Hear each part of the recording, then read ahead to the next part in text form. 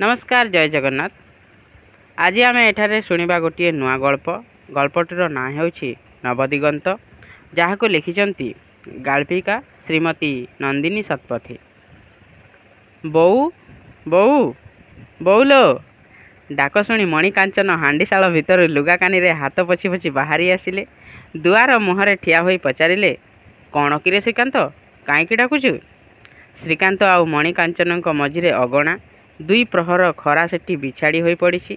अगणारे दौड़ी टणा होई लुगा सुखुची। चुली धासरू बाहरी आसी मणिकांचनक आखि झापसा हो जाइछि, किछि देखा जाउनी। श्रीकांत अगणा पार होई बोऊ पाखकु आसुछि। तार चलिबार भंगी दौड़िला परे। एडे बड़टिए हेलाणी, तथापि तार से पिलालिया ढंग जाई नाही। कौनटाए आनिले कि पाइले, पिलादिने से जेमिति चित्कार करी बोऊ को डाक पकाउथिला, बोउलो देखिलु कौन आसीछि। आज भी सेमिति से पार्टी करी उठे।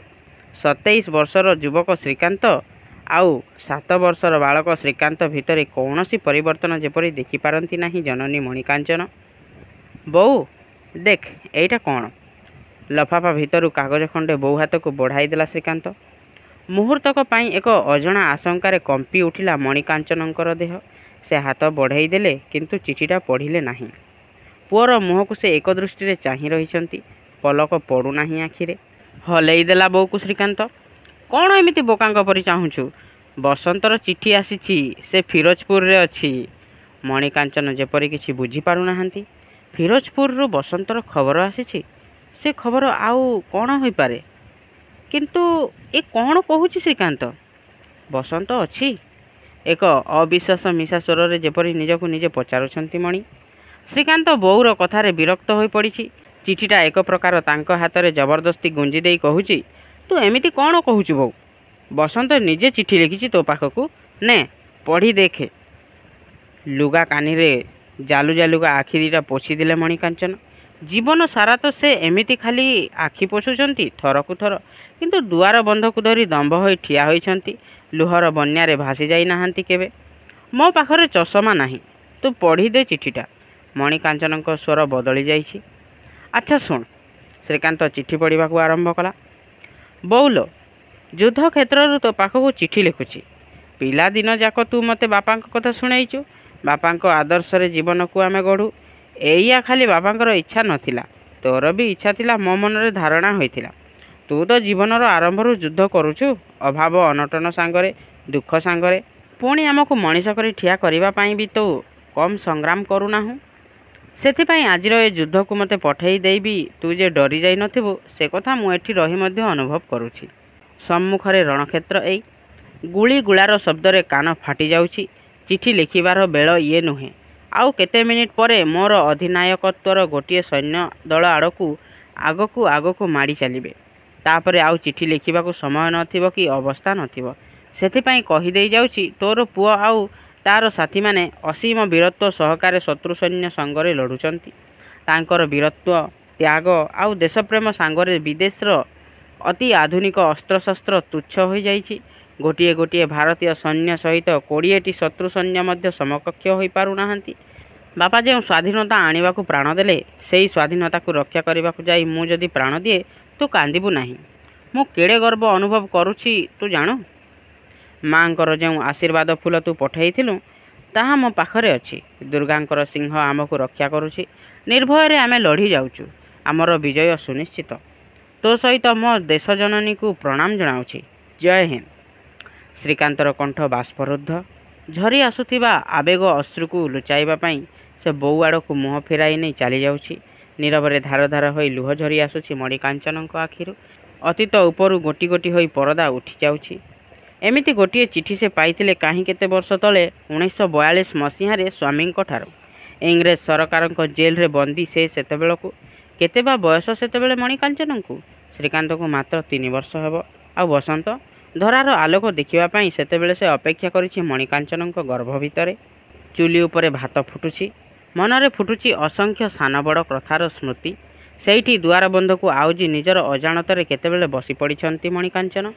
नुआ बहु होई घरे पाद देउ देउ ए घरर सबु दायित्व तांको निज कांध उपरकू टेकी नेबाकू पड़िथिला। विधवा वृद्धा शाशु मुंड आउंसी देई कहिथिले, तू मोर लक्ष्मी, सदाटा पागलाटाए, ଖାଲି ଦେଶ ଦେଶ ହୋଇ ବୁଲିଲା। ଘର କଥା କିଛି ବୁଝିଲା ନାହିଁ। ଜେଲ୍ ଯାଉଛି, ମାଡ଼ ଖାଉଛି, ଦଳ ଦଳ କରି ଲୋକଙ୍କୁ ଘରକୁ ଆଣି ସଭା କରୁଛି। ଆଜି ଯାଏଁ ତାର ସବୁ ଅଳି ଅର୍ଦଳି ମୁଁ ସମ୍ଭାଳିଲି, ଏଥର ତୁ ସମ୍ଭାଳିବୁ। ତା ଉପରେ ରାଗିବୁ ନାହିଁ, ଅଭିମାନ କରିବୁ ନାହିଁ ମୋ ମା। ସଦାବ୍ରତ ପାଖରେ ଠିଆ ହୋଇ ହସୁଥିଲେ। ଲମ୍ବା ଚଉଡ଼ା ଗୋରା ତକ୍ ତକ୍ ସୁନ୍ଦର ମୁହଁରେ ସେ ହସଟା ସେତେବେଳେ 14-15 ବର୍ଷର କିଶୋରୀ ମଣିକାଞ୍ଚନଙ୍କୁ ଭାରି ଆଶ୍ଚର୍ଯ୍ୟ ଲାଗିଥିଲା। ବିବାହ ପୂର୍ବରୁ ସେ ଜାଣିଥିଲେ ସ୍ୱାମୀ ତାଙ୍କର ଦେଶ କାମ କରନ୍ତି, କିନ୍ତୁ କ'ଣ ସେ ଦେଶ କାମ, କେମିତି ତାକୁ କରିବାକୁ ହୁଏ ସେ ବିଷୟରେ କିଛି ଧାରଣା ନଥିଲା ତାଙ୍କ ମନରେ। ପ୍ରଥମେ ଯେତେବେଳେ ସ୍ୱାମୀଙ୍କ ସହିତ ମଣିର ଦେଖା ହେଲା, ସେତେବେଳେ ସେ ମଧ୍ୟ ଶାଶୁଙ୍କ କଥା ପୁନରାବୃତ୍ତି କରିଥିଲେ। ବୋଉ କଥା ଶୁଣିଲ ତ ମଣି, ଚାଲିପାରିବ ମୋ ସାଙ୍ଗେ? ପୂର୍ବର ସେଇ ହସ ଯେମିତି ତାଙ୍କ ମୁହଁରେ ଲାଗି ରହିଥିଲା। ମଣିକାଞ୍ଚନଙ୍କୁ ସବୁ ଯେମିତି ଅଦ୍ଭୁତ ମନେ ହେଉଥିଲା। ସେ ଅବାକ୍ ହୋଇଯାଇଥିଲେ। ବିବାହ, ସ୍ୱାମୀ, ଶ୍ୱଶୁରଗୃହ ବିଷୟରେ ତାଙ୍କ ମନ ଭିତରେ ଆବାଲ୍ୟରୁ ଯେଉଁ ସବୁ ଧାରଣା ସୃଷ୍ଟି କରାହୋଇଥିଲା, ସବୁ ଯେମିତି ମୁହୂର୍ତ୍ତକ ଭିତରେ ଓଲଟ ପାଲଟ ହୋଇଯାଉଥିଲା। ବଲ ବଲ କରି ସଦାବ୍ରତଙ୍କ ମୁହଁକୁ ଚାହିଁ ନିଜର ଅଜାଣତରେ ସେ ତାଙ୍କ ପ୍ରଶ୍ନର ଜବାବ ଦେଇ ପକାଇଥିଲେ, ହଁ, ଚାଲିପାରିବି।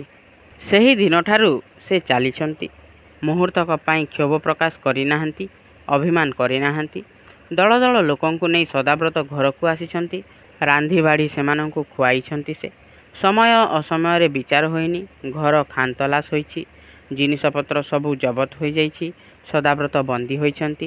ଜମି ବାଡ଼ି ବନ୍ଧା ପଡ଼ିଛି। 2 ବେଳା ଖାଇବାକୁ ଜୁଟି ନାହିଁ, ତଥାପି ମଣିକାଞ୍ଚନ ଚାଲିଛନ୍ତି। ସଦାବ୍ରତ ଜେଲରୁ ଫେରି ମଣି ମୁହଁରେ ଦେଖିଛନ୍ତି ହସ, ସତେ ଯେପରି ନିଜକୁ ଦର୍ପଣରେ ଦେଖୁଛନ୍ତି। ସଦାବ୍ରତ ବି ଅବାକ୍ ହୋଇଯାଇଛନ୍ତି। ତୁମେ ହସୁଛ ମଣି? ସେମିତି ହସି ହସି ମଣି ଜବାବ ଦେଇଛନ୍ତି, ତୁମଠାରୁ ଶିଖିଛି ପରା। କେଡ଼େ ଶୀଘ୍ର ଶୀଘ୍ର ସେଇ ଜୀବନର ବି ଅବସାନ ହୋଇଗଲା। ପୋଲିସ ମାଡ଼ରେ ଆହତ ହୋଇ ସଦାବ୍ରତ ସେଥର ଯେତେବେଳେ ଘରକୁ ଫେରିଲେ, ସେତେବେଳେ ତାଙ୍କୁ ଆଉ ଚିହ୍ନିବାର ଉପାୟ ନଥିଲା। ଏଡ଼େ ସୁନ୍ଦର ମଣିଷଟା ଶୁଖି କଳାକାଠ ହୋଇଯାଇଥିଲା। ସେମିତି ସଦା ପ୍ରଫୁଲ୍ଲ ରହି ମଣି ତାଙ୍କର ସେବା ଶୁଶ୍ରୂଷା କରିଥିଲେ। କିନ୍ତୁ ସମ୍ପୂର୍ଣ୍ଣ ଆରୋଗ୍ୟ ହେବା ପୂର୍ବରୁ ପୁଣି ଯେତେବେଳେ ତାଙ୍କୁ ବନ୍ଦୀ କରି ନିଆଗଲା, ସେତେବେଳେ 3 ବର୍ଷର ଶିଶୁ ଶ୍ରୀକାନ୍ତ ଏବଂ ଆଗତ ପ୍ରାୟ ସନ୍ତାନ ଉଦ୍ଦେଶ୍ୟରେ ସଦାବ୍ରତ କହିଯାଇଥିଲେ ତାଙ୍କର ଶେଷ କଥା, ପିଲାମାନଙ୍କୁ ଦେଶ କାମରେ ଉଦ୍ବୁଦ୍ଧ କରିବ, ମୋ କଥା ସେମାନଙ୍କୁ ମନେ ପକାଇ ଦେଉଥିବ। ସଦାବ୍ରତ ବୋଧହୁଏ ଅନୁଭବ କରିଥିଲେ ସେ ଆଉ ଜେଲଖାନାରୁ ଫେରି ଆସିବେ ନାହିଁ। ବୋଉ, ଚମକି ପଡ଼ିଲେ ମଣି। କେତେ ବର୍ଷ ତଳୁ ହଠାତ୍ ଫେରିଆସି ସେ ଯେମିତି ବିମୂଢ଼ ହୋଇଗଲେ କିଛି କ୍ଷଣ ପାଇଁ। ବୋଉ, କାଲି ରାତିରେ ଶାସ୍ତ୍ରୀଜୀ ଦେଶବାସୀଙ୍କ ଉଦ୍ଦେଶ୍ୟରେ ରେଡ଼ିଓରେ କ'ଣ କହିଛନ୍ତି ଜାଣୁ? ଶ୍ରୀକାନ୍ତ ଖବର କାଗଜଟା ବୋଉ ଆଗରେ ମେଲାଇ ଧରିଲା। ଯେଉଁମାନେ ସମ୍ମୁଖ ରଣାଙ୍ଗନାରେ ଲଢ଼ୁଛନ୍ତି, ସେମାନେ ଦେଶର ଯେତିକି ଗୌରବ, ଯେଉଁ ଚାଷୀମାନେ ଦେଶକୁ ଖାଦ୍ୟ ଯୋଗାଇବା ପାଇଁ ମୁଣ୍ଡଝାଳ ତୁଣ୍ଡରେ ମାରି କାମ କରୁଛନ୍ତି, ସେମାନେ ମଧ୍ୟ ଦେଶର ସେତିକି ଗୌରବ। ମଣିକାଞ୍ଚନ ଶ୍ରୀକାନ୍ତର ମୁଣ୍ଡରେ ହାତ ବୁଲାଇ ଦେଉଥିଲେ।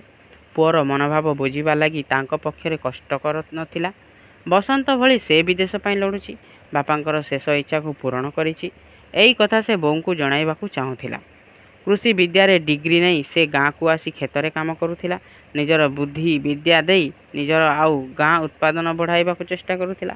ତା ମନରେ ଆଜି ପ୍ରଶ୍ନ ଉଠିଛି, ସେ କ'ଣ ଦେଶ ପ୍ରତି ତାର କର୍ତ୍ତବ୍ୟରେ ହେଳା କରିଛି କି? ମଣିକାଞ୍ଚନ ହସୁଛନ୍ତି।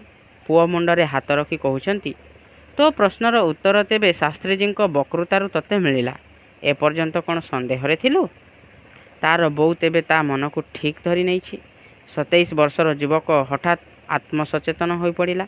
ସମବାୟ ଫାର୍ମର ସଭ୍ୟମାନେ ଘର ଭିତରକୁ ପଶି ଆସୁ ଆସୁ କହୁଛନ୍ତି, ଶ୍ରୀକାନ୍ତ ଭାଇ, ଶାସ୍ତ୍ରୀଜୀଙ୍କ ନୂଆ ସ୍ଲୋଗାନ ଶୁଣିଲଣି? ଜୟ ଯବାନ, ଜୟ କିଷାନ। ଗଭୀର ପରିତୃପ୍ତିର ଏକ ହସ ହସି ମଣିକାଞ୍ଚନ ରୋଷେଇ ଘର ଭିତରକୁ ଚାଲି ଯାଉଛନ୍ତି। ଏମାନଙ୍କ ପାଇଁ ରାନ୍ଧିବାକୁ ହେବ। ସଦାବ୍ରତଙ୍କ ଅମଳରୁ ଯାହା ସେ କରିଆସିଛନ୍ତି।